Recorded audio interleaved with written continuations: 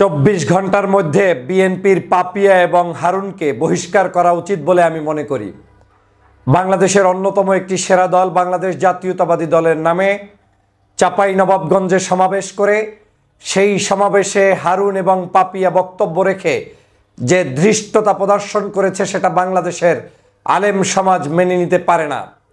বাংলাদেশের একজন সাধারণ নাগরিক রাজনীতি করতে পারে, বাংলাদেশের একজন রিকশাওয়ালা ভ্যানওয়ালা রাজনীতি করতে পারে, বাংলাদেশের একজন শাক বিক্রেতা, মাছ বিক্রেতা, গরুর বিক্রেতা তারা রাজনীতি নিয়ে কথা বলতে পারে, ভোট দিতে পারে, ভোটের দাওয়াত দিতে পারে। কিন্তু হারুন পাপিয়াদের মন্তব্য অনুযায়ী বাংলাদেশের কোনো আলেম, বাংলাদেশের কোনো ইমাম, বাংলাদেশের কোনো কারি, বাংলাদেশের যারা ইসলামিক স্কলার তারা নাকি কারো জন্য ভোট চাইতে পারবে না, ভোটের জন্য তারা নাকি লড়াই করতে পারবে না। বাংলাদেশ আলেম প্রিয় বাংলাদেশ, বাংলাদেশ মসজিদের শহরের বাংলাদেশ, সেই বাংলাদেশে বিএনপির নাম করে তারা যদি আজকের আলেমদেরকে ভোট দান, ভোট প্রদান এবং ভোটের জন্য ভোট চাওয়া থেকে বিরত রাখতে চায়, তাহলে আমরা কোন বাংলাদেশে বসবাস করছি সেটা আপনাদের কাছে প্রশ্ন। একই কাজ আওয়ামী লীগ করেছে। বিগত দিনে আওয়ামী লীগের সময় তাফসির মাহফিলগুলোতে 144 ধারা জারি করা হতো।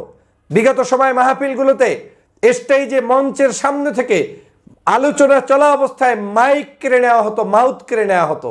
বিগত সময় আলেম ওলামা মাহফিলে যাওয়ার পথে তাদের গাড়ি ভাঙচুর করা হতো। আজকের ঠিক একই উপায়ে পাপিয়া, হারুন সহ বেশ কিছু লোক এখন বিদেশিদের এজেন্ডা বাস্তবায়নকারী হিসাবে রাজপথে নেমেছে আলেমদের বিরুদ্ধে, ইসলামের বিরুদ্ধে, ধর্মের পক্ষের যে সকল মানুষ তাদের বিরুদ্ধে। একজন আলেম, তিনি তো আলেম, সে আলেমের জায়গায় থাকবে, তার ইমামতের জায়গায় ইমামতের জায়গায়। তাই বলে তিনি কি কোনো পক্ষ কিংবা বিপক্ষ নিয়ে ওয়াজ মাহফিল কিংবা তার ভোটাধিকার প্রয়োগ করা কিংবা ভোটের জন্য তিনি মাঠে ময়দানে মানুষের কাছে আহ্বান করতে পারবেন না? তিনি তো আলেম ঠিক আছেন, কিন্তু তিনি তো জন্মগতভাবে বাংলাদেশের নাগরিক। তার তো ভোট দেওয়ার অধিকার আছে, ভোট চাওয়ার অধিকার আছে, ভোটের পক্ষে বিপক্ষে মন্তব্য করার অধিকার আছে। এটা আলেম হোক আর রিকশাওয়ালা হোক, প্রত্যেকের সেই অধিকার আছে। তাহলে হারুন এবং পাপিয়ারা কি কারণে এই মন্তব্য করছে এবং রাজপথে নেমেছে, এটা এখন সরকারকে খতিয়ে দেখা উচিত। আমি মনে করি এটা রাষ্ট্রদ্রোহিতার শামিল। রাষ্ট্রের প্রত্যেকটি নাগরিকের স্বাধীন মন্তব্য কিংবা গন্তব্য রয়েছে, কিন্তু একমাত্র ইসলাম কিংবা ধর্মভিত্তিক মানুষদের সেখানে কটূক্তি করা হয়। কত বড় দুঃসাহস! তিনি বলছেন যেই আলেমরা ইমামতি করবে, যেই আলেমরা মসজিদে নামাজ পড়াবে, তারা যদি রাজনীতি করে তাদের পিছনে নামাজ পড়া জায়েজ কিনা সেটা খতিয়ে দেখতে বলছেন কে? পাপিয়া। ওরে বাপরে বাপ, কত বড় মুফতি সাহেব পাপিয়া! তিনি বলছেন আলেমের পিছনে নামাজ হবে কিনা খতিয়ে দেখতে হবে। এই একই আচরণ আওয়ামী লীগ করেছিল। তারা জানাজার নামাজ নিজেরা শুরু করে দিয়েছিল, তারা কোরবানির চামড়া নিজেরা নিজেদের বাসা বাড়িতে রেখে দিয়েছিল, কওমি মাদ্রাসায় দেয় নাই। আর আজকের আপনার দশাও তাই হয়েছে, আপনিও সেই একই কাজ শুরু করেছেন।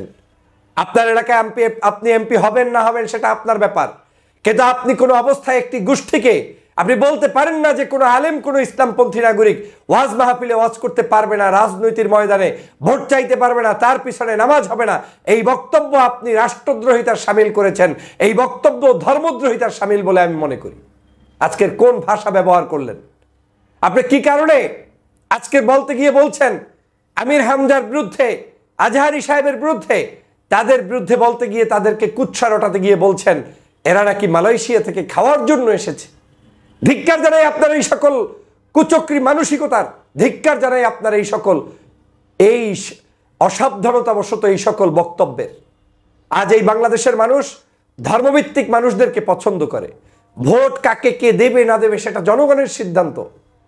আজকের শহীদ রাষ্ট্রপতি জিয়া রহমান বাংলাদেশে সমগ্র রাজনৈতিক দলগুলোকে ওপেন স্পেস তৈরি করে দিয়েছিলেন শুধুমাত্র বাক স্বাধীনতা এবং বাকশাল থেকে মুক্ত হওয়ার জন্য। বাক স্বাধীনতা দিয়েছিলেন, কিন্তু সেই দলের একজন নেত্রী পরিচয় দিয়ে আপনি কি করে মানুষের বাক স্বাধীনতা বন্ধ করতে চান?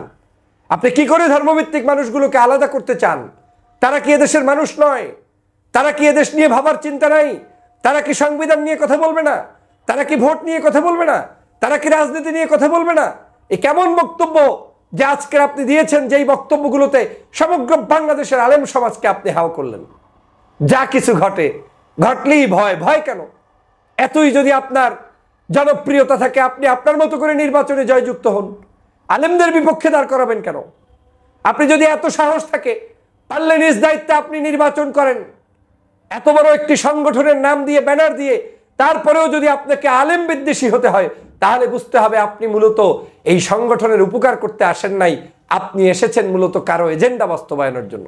আমি বারবার বলেছি, কয়েকজন ব্যক্তিকে বিদেশি সংস্থা এজেন্ট হিসেবে নিয়োগ দিয়েছে, তার মধ্যে এই পাপিয়া এবং হারুনরা, তারা জানে তারা পরাজিত হবে, আর পরাজিত হবে বিধেই এটা মেনে নিতে না পেরে আজকের এই ধরনের কুৎসা রটানো শুরু করে দিয়েছে, বৈষম্য শুরু করে দিয়েছে, বিভাজন শুরু করে দিয়েছে। সে কারণে 24 ঘন্টার মধ্যে এই দুজনকে আমি মনে করি দল থেকে বহিষ্কার করে দলের ইমেজ ফিরিয়ে আনা উচিত, অথবা তাদেরকে অবশ্যই তাদের মুখে তালা মারা উচিত এবং তাদের আলেম সমাজের কাছে ক্ষমা চাওয়া উচিত। এরা ক্ষমা না চাইলে আলেম সমাজকে আমি অনুরোধ করব, আপনারা ওদের সকল কার্যক্রম থেকে বিরত থাকবেন। কোন সাহসে আলেমদেরকে কটূক্তি করে বলছে তারা রাজপথে থাকবে না, তারা ভোট চাইতে পারবে না, তারা নামতে পারবে না? এটা হয় না। এটা এক ধরনের বৈষম্য, এটা এক ধরনের মানুষদেরকে ইগনোর করা। এই জন্য বাংলাদেশ স্বাধীন হয়নি, ৭১-এও হয়নি, ২৪-এও হয়নি। আমার এই বাংলাদেশের সকল নাগরিক সমমর্যাদার ভিত্তিতে থাকবে, এটাই হচ্ছে আমাদের চাওয়া।